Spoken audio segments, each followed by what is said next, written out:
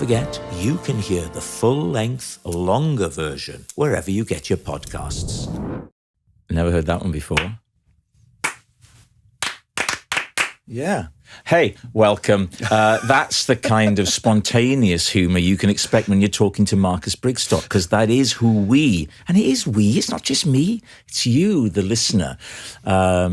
He's responding there to Aaron J, who always does that, you do like a clapperboard thing with your hands, and Marcus just ran with it. Yeah, and you just picked it up instantly. Rolls Royce's The Car Wash. Working at the car wash. Yeah. It's a great song. Yeah. But if I had to choose one Rolls Royce song, Wishing on a Star. What a stunning song. Oh. Were they also Love Don't Live Here Anymore? You've abandoned me. I've actually dreamt of being serenaded by you, Rob. I've heard you sing many times, but I've never been this near to it, and it was beautiful. When you lived inside of me, there was nothing I could foresee that you wouldn't do for me. Oh, it's deceptive. It draws you in. Yeah. That's lovely. That's my technique. Yeah, it really is. 2 wives, Marcus. 2 wives. Speaking of wives. Yes. We've had your wife in here. Yes, she said. Never again. No. She said, you'll have a good time with Rob. Yeah. I said, I think so. I think so. Yeah, she enjoyed herself. And she likes you. Yeah. Well, there are some. Rachel Paris we're talking about, and you doing a podcast with Rachel. Yeah. In fact, we had a row about it last night. We're doing I've heard you and she have a few rows because wasn't there a story, I think she told it on here, about you having to go and do some TV show together and you'd had a colossal row and you put it on hold for the show. Yeah, we did. And then you picked straight up with it afterwards. We did, and it was something, it was Meet the Richardsons, it wasn't Meet the Richardsons, they did another one especially about relationships. And we were sort of cast as the couple newly married who were just getting along and everything's sweet and rosy and all the rest of it. And we had a stinker of a row on the way there, which we very professionally parked and then picked up. But during the time it was parked, as rows do, it did gain its own momentum.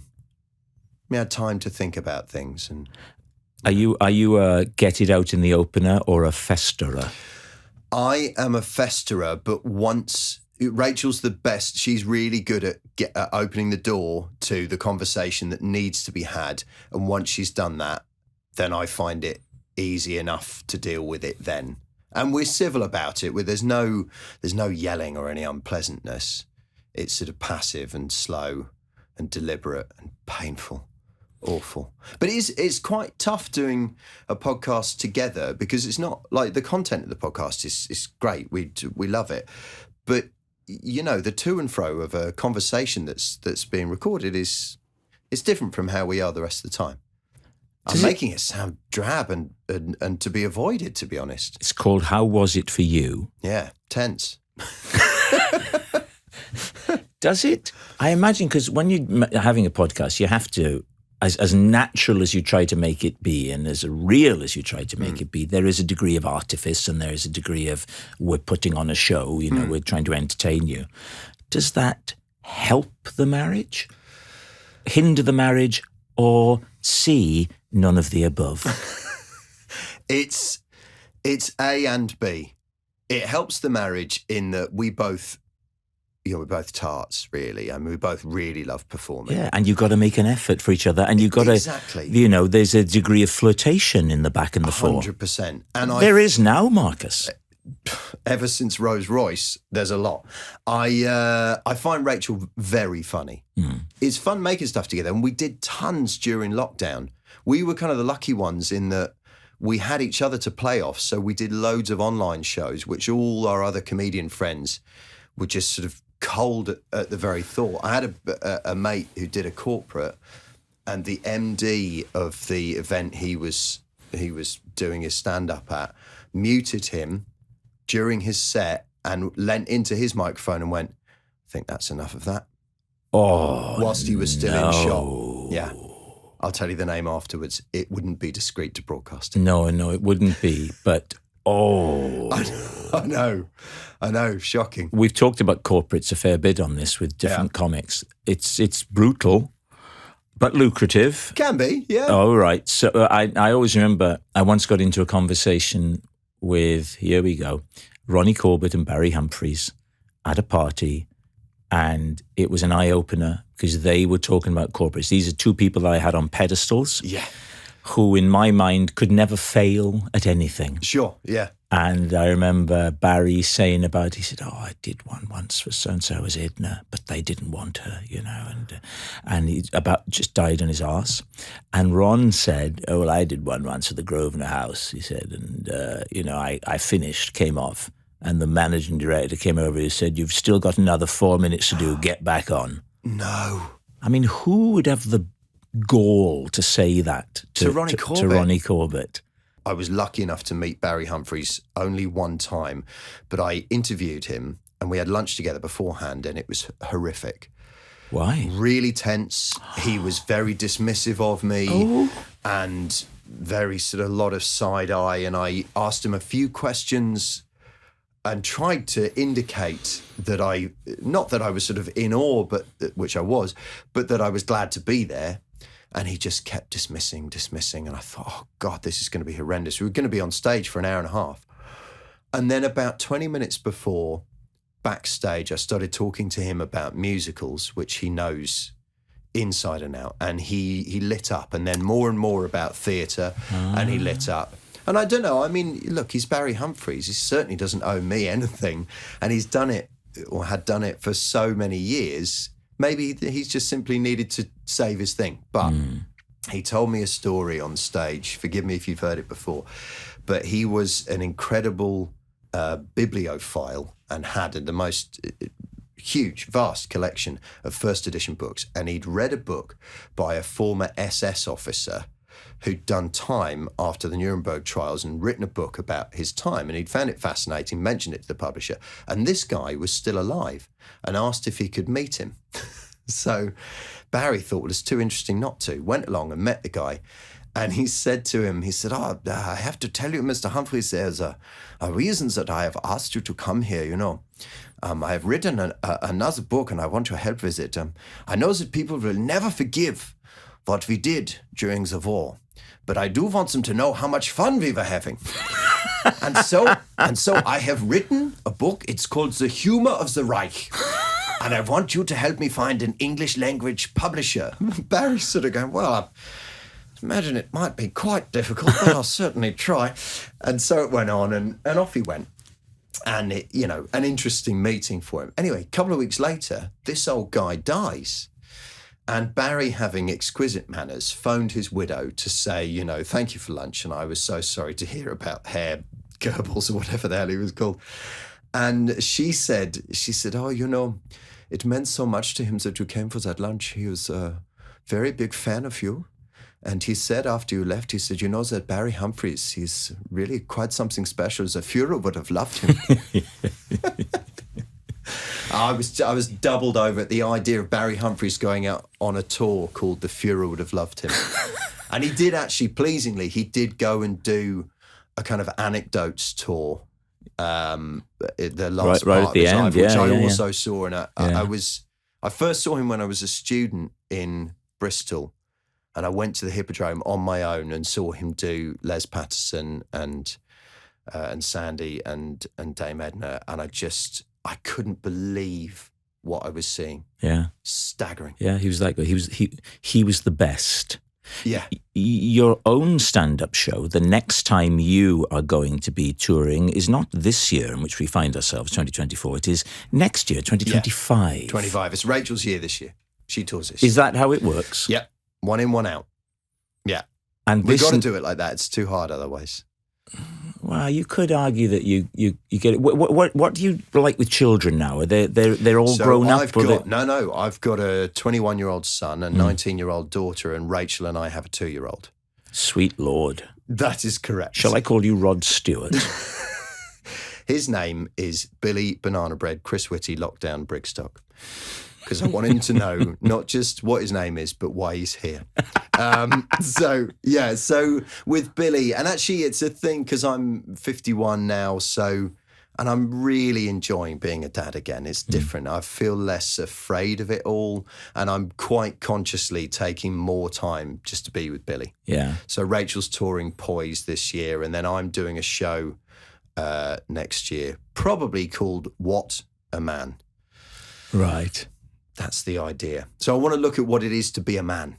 Not in terms of the gender wars, culture wars, nonsense, none of that painful stuff that I've no experience of. But I've got an 80-something-year-old dad. I'm in my 50s. I've got a 21-year-old son, and I've got a 2-year-old son, and my brother's 40 and a bit and sort of in the prime of his career. I've got men at all the different stages of life. And weirdly, as I get older and feel more and more comfortable in my own skin, less and less of an idea about what a man is sort of supposed to be. You know, I mean, the patriarchy is this great big overarching thing which advantages male people, but it gives advancement to so few people in my life. Right, the actual kind of structures of it, because it's too weird. I mean, what are you supposed to be? Do you think about it, Rob? No. Not at all. Good. And that's why you're more content than I am. Yeah, I would imagine so. Yeah, I think so. Show up, make them laugh, do a song and go home. That's the way. That is the way. I don't know why I do these shows. They kill me. No, but I do find, unless I have a thing to get my teeth into, I can't really write anything. I trust Rachel with a lot of it, and I'll go, thinking about this, what do you think about this? And she, if it's funny, she will say, but if it isn't, my God, it's quick. It is really quick. No, not only is that not funny, you shouldn't say that. You shouldn't talk about that. Don't talk about that. You're too old to be talking about that. Silly. Where did you meet her? It's not that long ago, is it? No. So we've known each other for a long time, and either I was in a relationship or she was in a relationship or whatever. And I'm proud to say that there was nothing that we need to feel ashamed of. Not at any point, which is great. Give it time. Yeah. Yeah, sure. So we've done a lot of improv together. I mean, she, as you know, is one of the best improvisers we've got in the country. She's amazing. And I do okay. And I've done a fair few improv shows with her over the years. And we did a run in Edinburgh together in a very complicated show. It was good. It was funny, but it was complicated. So when there was just a shining moment where Rachel and I were friends and definitely fancied each other, but literally didn't dare say anything because it's one comment. You know, one comment and you ruin a friendship forever. Yeah. I mean, really. And a professional relationship, because if you're doing shows and you've obviously got a spark, that's very finely balanced, isn't it? It is. And even, you know, for me, there was a lot of fear that I would be, not that I'd be deemed creepy, but that I think that was possible. Yeah, that's possible. Let's be honest. She might very well have gone, you know that Marcus Brigstocke, you know, we've been mates for years. And then one night, and we're just hanging out. One evening, he turned around and said... What do you think of this? Be honest, what do you think of that? Does that look right to you? That cannot be right. Ignore it. It'll be like that for hours now. Yeah. What's the age difference? 11 years. So That's crucially... all right. It's okay. Crucially, she's nearer to me in age than she is to my eldest son. And I did think that mattered. I think it does. I think it does, doesn't it? I mean, I've got a mate who's just married someone younger than his eldest. Oh, I've got a few friends that fall into that category. Yeah, that's showbiz.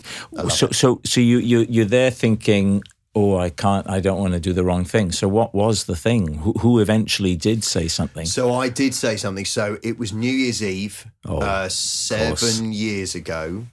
She showed up at my house with other friends.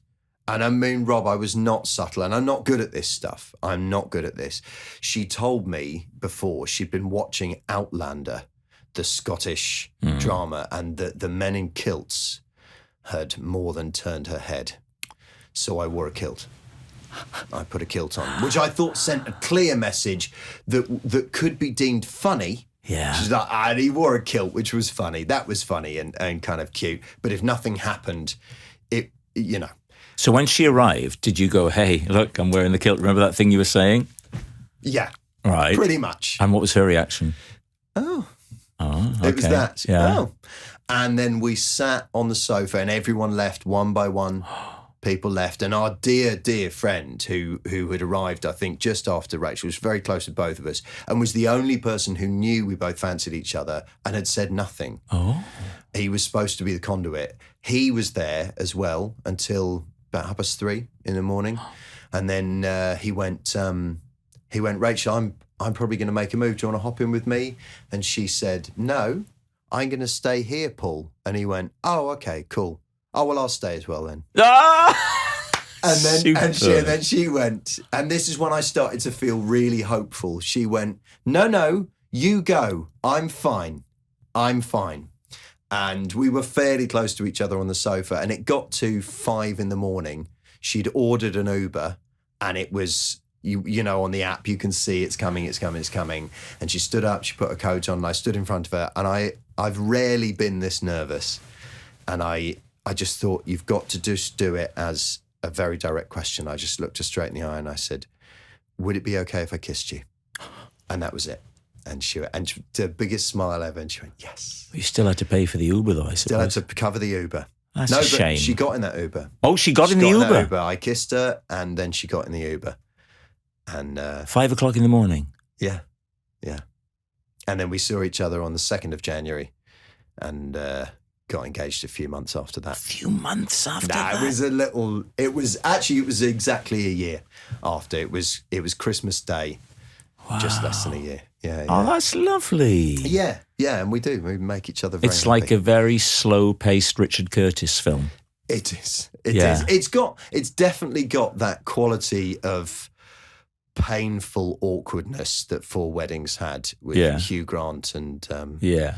The younger you is a fascinating individual. I've said this to you before. The younger you is not what the older you presents. No. The picture of the younger you might be to the onlooker. Yeah. The older now you suggests a young chap, pretty regular. Yeah. A regular Joe. Just a pretty normal, pretty happy guy. Not a guy who, well, you talk us through your greatest hits. So, going way, way back, before I was a comic, I was in rehab when I was 17, which is young. So I've been sober since then, which means I've never had a legal drink in my life. Never. I accidentally got, I wouldn't say drunk, but a little bit tipsy on a cheese fondue in which the wine had not cooked off. I think they'd added extra wine last minute. And as I left the restaurant, my mates were like, are you okay? I mean, yeah, I'm fine. I just had a lot of cheese. and then got in the car and very slowly crashed it. Very slowly, just bumped into the car in front. That's been the only time. So what age did you start drinking?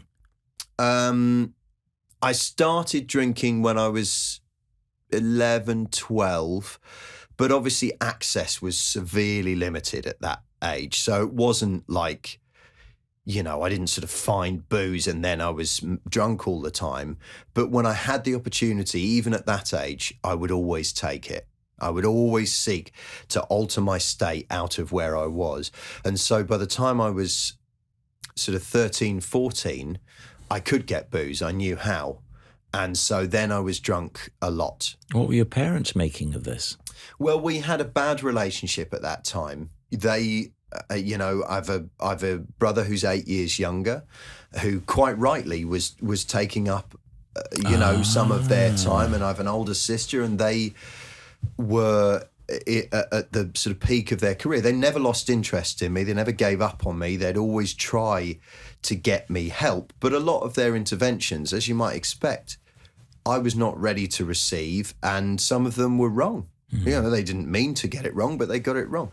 So they were despairing and afraid, and a lot of it they didn't know about. They just didn't know. And then I started drugs when I was sort of 13, glue sniffing particularly, which is so dangerous. I mean, it destroys thousands and tens of thousands, hundreds, millions perhaps of brain cells in a single tell. go, and it can kill people. Oh, yeah, I can. Yeah. You don't need to say it. I still have that slowness. So that all got really bad. But the thing that was much more obviously wrong was a raging eating disorder. So when I was 17, I was 5'10". I'm 6'2" now, 5'10", and I weighed 24 stone. So I was vast. I was so big. I was what's called morbidly obese, which means obviously obese to a point where it can dramatically affect your health and even potentially kill you. And so that was very obvious. And I think for my parents, shocking, And there were lots of things tried and none of them worked until I was lucky and got the right sort of help from people like me, people who have addiction kind of in them, and people who are addicts who've recovered from addiction. They know the way, and we sponsor each other. So I always say to people who I sponsor, it's kind of like we're in a long, dark tunnel, and those who are a bit further along hold up a light and say, I believe it's this way. That's all. I can't be sure. I believe it's this way. I'm this much further up the tunnel, and those further back follow. And that model, the 12-step AA model, for its faults, and it has some, has undoubtedly saved the lives and transformed the lives of millions of people. Not just the addicts. I mean, really not just the addicts, but their families. Well, of course, yeah. The families of addicts suffer in ways that are indescribable. It's so frightening to have someone who loves you. They do love you, and they'll look you right in the eye and they'll say they're sorry and they'll mean it, and then they'll steal from you 10 minutes later, and they're still lying, but they mean it when they say they love you. They just happen to be caught in a thing. So for families of addicts, it's horrendous. And that model has saved my life. So the turnaround was amazing. I lost 13 stone in about 9 months. Is that even physically possible? Yeah, it was really fast. I fell over all the time. So because my body had changed so much, and my leg muscles were huge, as you can imagine, because they've been carrying around this huge guy.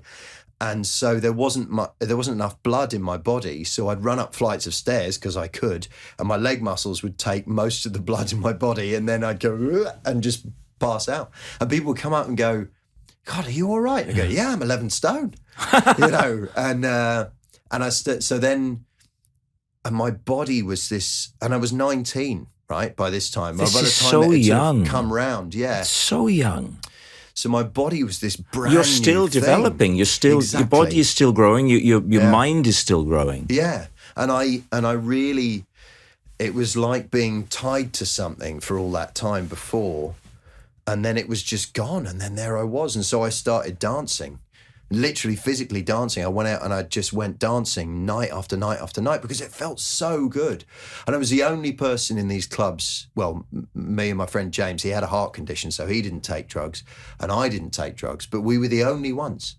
No drugs, because I was sober and he had a heart condition. And you were a podium dancer. And I eventually was talent spotted because I danced with such... You told this story on What I Like, yes, didn't you? I did. Yeah. And I think it was not believed, but it is well, true. Of course it was not believed. And I danced with such joy and unbridled enthusiasm that they were like, I wasn't technically ever a great dancer, but I was fun to watch because I was having fun.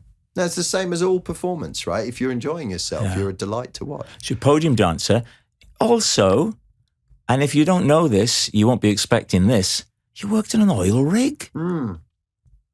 At the same time as being a podium dancer. I never danced professionally on the rig, which I do regret because I think the men would have loved that. I did used to go off and practice. So I'd go down into the leg.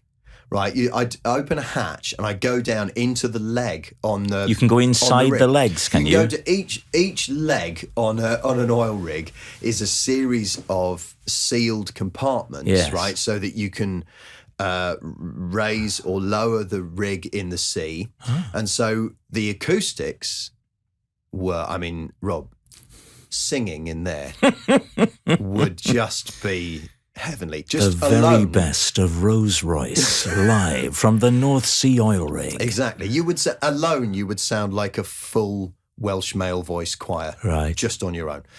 But I took my stereo down there and played my dance music with the top of the hatch sealed, so no one knew what I was doing, and I would dance for like 2 hours just on my own. 2 hours. Yeah.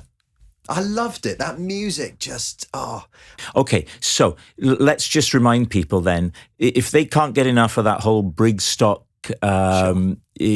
Paris thing, they go to How Was It For You? How was it for you? Where we basically review things every week. It's not the two of you talking about your sex life.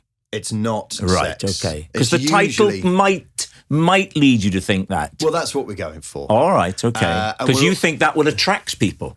That's what we would like to think, Yeah. on the basis that Rachel's part of that. Exactly. I was equation. about to say she's doing a lot of the heavy lifting There's there. a fulcrum. Yeah. There's a fulcrum. We review stuff, but we don't review other people's art. So we're not saying we saw that and it was shit. Okay, so what do you review? So all sorts of things. What have we just reviewed? We did one episode on one subject. We reviewed Twitter. Oh. From as early as we joined it up to now, and what's happened, because I don't know anyone who's still on X as it now is who doesn't have a complicated relationship with it and kind of go on it but hate it a bit. That's right. Academics still like it, journalists still like it, Is but that everybody right? Is else that I right? think is suffering. That's interesting. Yeah. I find yeah. Instagram to be a much lovelier place. It's a much lovelier place. In fact, somebody gave me a little bit of abuse on Instagram the other day, very mild, and it really stood out. It hurts so much that on Insta, you're like, not here. But it was just, what? I never replied to these, but I almost want to say, I think you're in the wrong place. And all he said was, it was about a project I'd done, and he put rubbish. I mean, it doesn't really qualify as abuse, does it? But it was like, oh, I don't think you've seen the memo, have you? We don't do that here. Yeah. So we did a whole episode on Twitter. We reviewed Cash. We've reviewed tinned fish. We've reviewed a train journey with friends. Interesting. So you will be used to travel, right? Endless travel, with touring and all the rest of it. And I have a thing, because I've done it for years. I'm so good at trains. Yeah. I'm like, I usually arrive as the train's leaving. I don't miss them, but I get straight on. I waste no seconds. I have a system. I know exactly what I want. You introduce other people into that mix and it's mayhem instantly. And people who you like. Yes. And you're like, how can you possibly be approaching the ticket gate turnstile without your documentation ready? This isn't just holding me up. This is an embarrassment. Yeah. Everyone here, this is mortifying. Touring and travelling for work does give you a real advantage. Also, the whole hotel, check-in, check-out, all the shortcuts for that. Exactly. That people who just have a holiday or once a year, maybe have a weekend away, they have no idea. Yeah, we're way ahead of the curve on those things. You just practice, you get good at what you practice, right? And so we reviewed travelling with other people. I mentioned that production of Oliver at the West Yorkshire Playhouse. So we didn't review that, but we happened to be at the school's matinee. So we reviewed watching theatre amongst schools groups. Yes. What's it like? Because on the one hand, you look at West Yorkshire Playhouse, there they are filling their whole theatre with schools groups, which is exactly what we need. Kids to see theatre and go, oh my God, wasn't that amazing? And on the other hand, if you're the small number of adults who've bought a ticket that day nightmare. and you're listening to the sounds of kids. Have you performed to schools groups? I was in theatre and education. Oh, okay. We did a production of The Ugly Duckling, which was supposed to be an allegory about racism. Yes. And acceptance. And we afterwards always did a Q&A. And it was usually questions like, how come that swan had a beak but that one didn't? And you'd have to go, we do all our own props. And one of the beaks is in the van. Those are the questions. There was never a single question about acceptance or racial recognition. It was a show about ducks. Yeah. If the podcast isn't enough for people, they want more. They want a 90-minute show. Yeah. The show is called What? What a Man. What A Man. Yeah. Nice title. Yeah. George Michael went for I'm Your Man. Exactly. But someone else has gone for Who Da Man. But you've said what? What? A man. A man. And what? then I can come a on man? to what a man, what a man, What a man, what a mighty good man. I'm wishing on. Yeah. That's going to be out next year. Google it, find him. Marcus, a delight. It's always a lovely pleasure to see you. Would Rob. you Thank reach for out? having me, my friend. Yeah. Bless you, pal.